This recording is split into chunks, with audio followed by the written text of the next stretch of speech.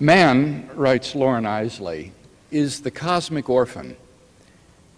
He's the only creature in the universe who asks why. Other animals have instincts to guide them, but man has learned to ask questions. Who am I? He asks. Why am I here? Where am I going? Well, ever since the Enlightenment, when modern man threw off the shackles of religion, he's tried to answer those questions without reference to God. But the answers that came back were not exhilarating, but dark and terrible. You are the accidental byproduct of nature, a result of matter plus time plus chance. There is no reason for your existence. All you face is death. Modern man thought that in throwing off God, he had freed himself from all that stifled and repressed him. Instead, he discovered that in killing God, he had only succeeded in orphaning himself. For if there is no God, then man's life becomes ultimately absurd. It is without ultimate meaning, without ultimate value, without ultimate purpose. I'd like to look at each one of these tonight. First, life is without ultimate meaning.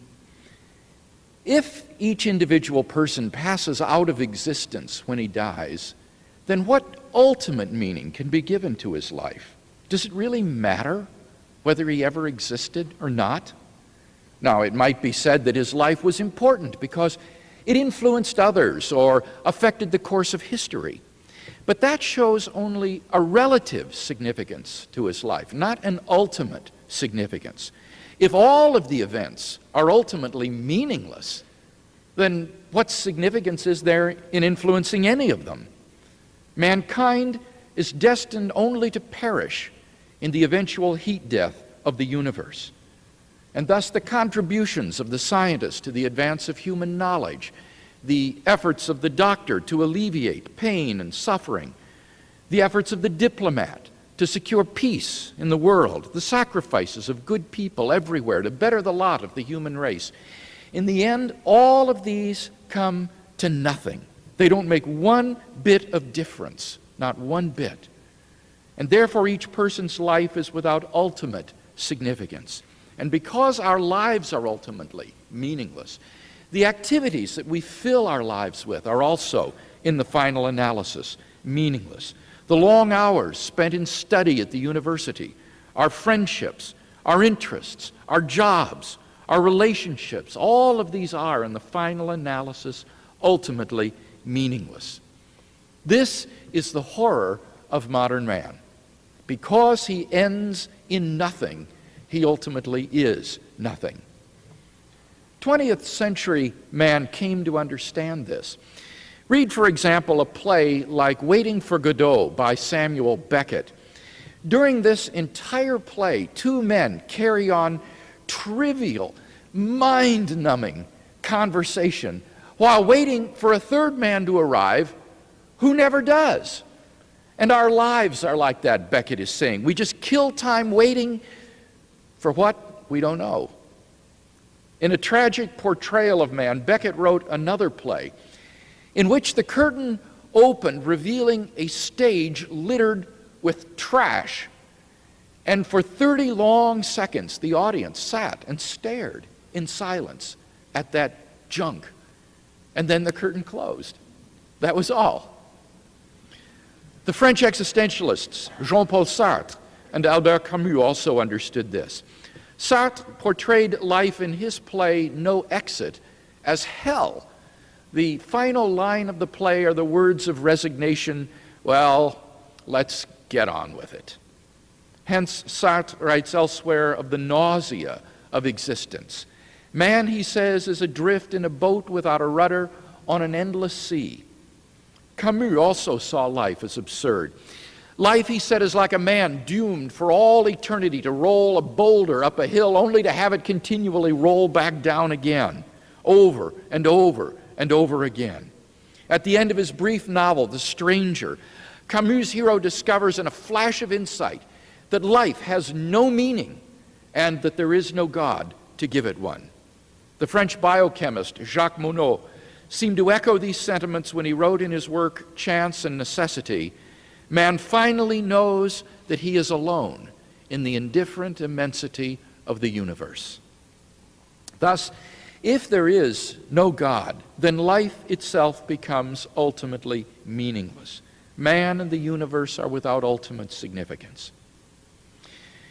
Second, life is without ultimate value. If life ends at the grave, then it ultimately makes no difference whether you've lived as a Stalin or as a saint. As the Russian writer Fyodor Dostoevsky put it, if there is no immortality, then all things are permitted. On this basis, a writer like Ayn Rand is absolutely correct to praise the virtues of selfishness. Live totally for self. No one holds you accountable. Indeed, it would be foolish to do anything else, for life is too short to jeopardize it by acting out of anything but pure self-interest. Sacrifice for another person would be stupid. But the problem becomes even worse. For regardless of immortality, if there is no God, then there is no absolute standard of right and wrong.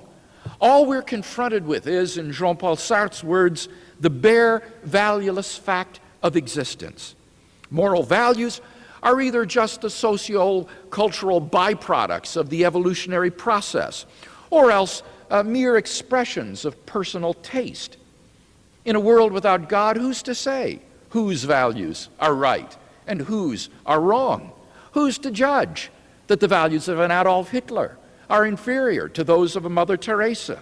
The concept of objective morality loses all meaning in a universe without God. There can be no right and wrong. But that means that it's impossible to condemn war, oppression, brutality, or crime as evil.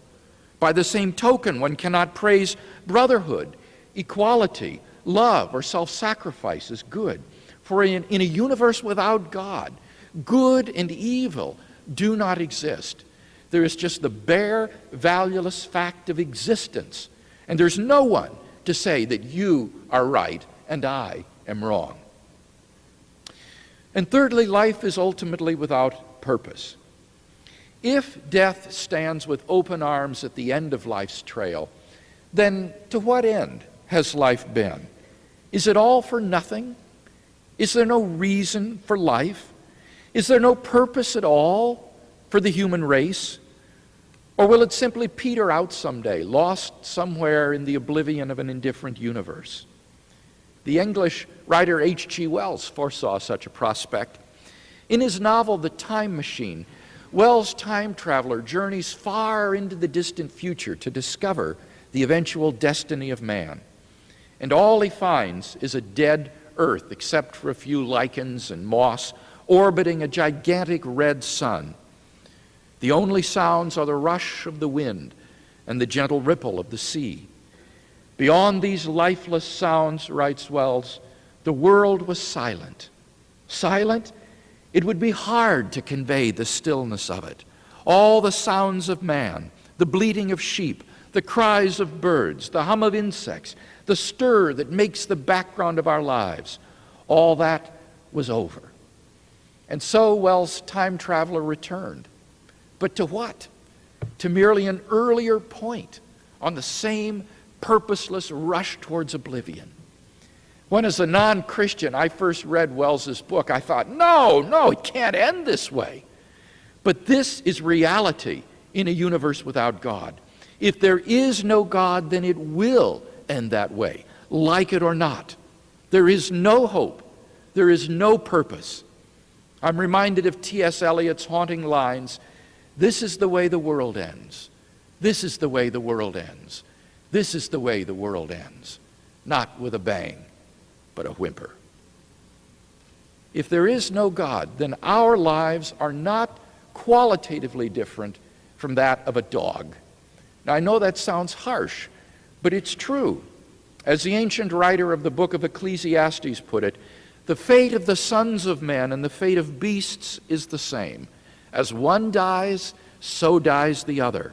They all have the same breath, and man has no advantage over the beasts, for all is vanity. All go to one place. All are from the dust, and all turn to dust again. In this book, which reads more like a piece of modern existentialist literature than a book from the Bible, the author shows the futility of pleasure, wealth, education, political fame, and honor in a life doomed to end in death. His verdict? Vanity of vanities. All is vanity.